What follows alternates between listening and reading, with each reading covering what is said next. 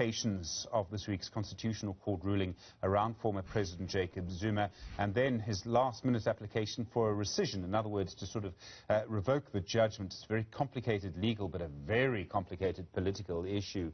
Aubrey, thank you for your time once again. You've been suggesting that the Constitutional Court did actually have other options open to it this week. Well, I mean, if the question is whether the conduct of the former president left the Concord, as suggested by Justice Hampepe, with no other option, and if we remove for a moment considerations about whether the main judgment was right or wrong, or the majority judgment was right or wrong, the fact that there are two judgments means that either judgment available to it was the alternative judgment as an option.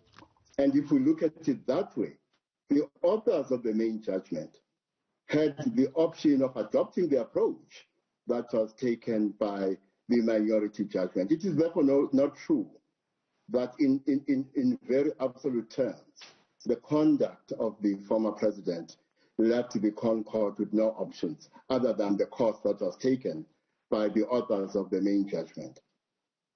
It's a very interesting point that you make. You've suggested, and I did suggest we'll talk about this, of four storms. One of them particularly, and I mean we can see this, within the ANC postponing a planned National Executive Committee meeting this weekend. What are you expecting to happen in the ANC? Is it possible to make predictions? This is a former leader, someone who's dominated the ANC, I mean, you could probably argue from around 2005 to December 2017 at least. That's not that long ago. This is a very difficult issue for the governing party. Well, in part, the ANC is complicit in creating conditions that have brought the country to this point. For too long, the very ANC acted in defense of Jacob Zuma. In other words, I think it can be argued, quite credibly so, that to some extent the very ANC aided and abetted some of the choices, injudicious and otherwise, that were made by the former president. But what I fear the most is the possibility that in defense of the former president, things may happen that may compromise social, political, and economic stability in the country. Things might happen that may lead to loss of life. That's what I fear the most. But another thing I fear is that the storm coming out of the ANC because of internal conflict and the storm coming out of Nkandla may become a perfect storm, as I've said, that may cause social, political, and economic instability in the country. It really boils down to, I suppose, in a way, whether one would expect violence to be the result. It would seem to me that the former president doesn't have the support, the constituencies may be a better word, that he used to have, that's waned over time. It would also seem to me that perhaps the constituency of current President Cyril Ramaphosa has strengthened. I must just say, Aubrey, as you know, I'm sitting in Johannesburg, I'm not sitting in Nkandla. It really, I suppose, is a complicated way of asking you, how much support do you think the former president still has? And there are probably two questions there. There's not just how many people support him, it's how strongly some people will support him and how far they'll go to show that support. Well, it does not matter whether he has 3 supporters or 3 million supporters. Either way, there is enough room for a terrible tragedy to occur. You don't need a large number of people to impose a climate of fear, and as I said, a climate of social, political, and economic instability and loss of life in a country such as ours. And therefore, the numbers may not matter in the end. But let me tell you why I am so afraid. I am afraid because with the advent of democracy, something happened, and that is peace descending upon KwaZulu-Natal. The problem I have is that peace was achieved in that province without a disarmament program, which means that there are arms caches lying around that province. But remember that Gauteng itself was the epicenter of the violence between IFP supporters and ANC supporters. And in Gauteng itself, peace descended without a disarmament program. And therefore, even in Gauteng, there are arms caches lying around. Now, you don't need 3 million supporters for Jacob Zuma to have some people accessing those arms caches and thereby imposing a climate, as I said, of fear and social, political, and economic instability on the country. There are all sorts of other dynamics that are happening around in the country at the moment. I mean, just as one example, in the Zulu royal house, there's a bit of a dispute. And in fact, Prince Mangosuthu Buthelezi went so far as to say, I think 2-3 weeks ago, that over succession, if we were not a constitutional state, I think the phrase he used was it would be war by now, which surprised me, the strength of his statement.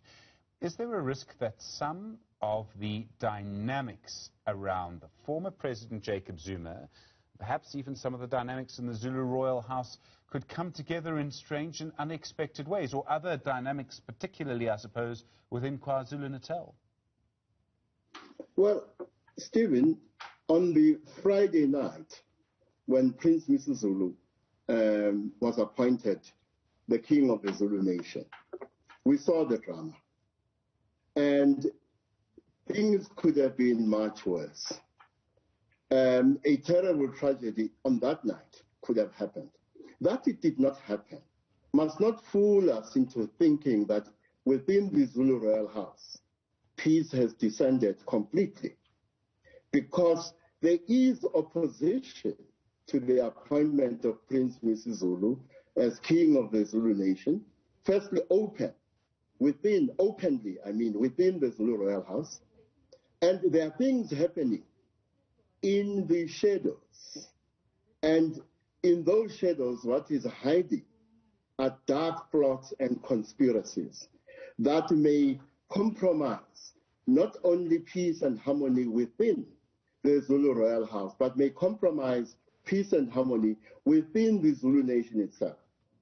And if that happens, you cannot rule out the possibility that the storm from Gandla and the storm out of the Zulu royal house may themselves converge to produce another perfect storm. And that is why I must appeal to members of the Zulu royal house in this way, that first of all, the throne does not belong to that family. The throne and therefore the monarchy belongs to the Zulu nation. And if they understand this the way I understand it, it is incumbent on them not to cause rifts within that nation, because they may force that nation to decouple its interests from this family that seemingly is refusing to understand that the crown, the throne, belongs to the Zulu nation, not to them as a family. But the more important question you must ask is, who is wearing the crown at the moment? We know who was appointed king of the Zulu nation that Friday night. Is he wearing the crown? Or is the crown being worn by a usurper? And I don't know what the answer there too is. If it turns out the crown is being worn by a usurper, we already have in place a condition that may mutate into conflict within the Zulu royal house, within the Zulu nation as a whole, and the country as a result. Aubrey Matshiqi, sir, thank you very much indeed for your time and your wisdom. I really do appreciate it.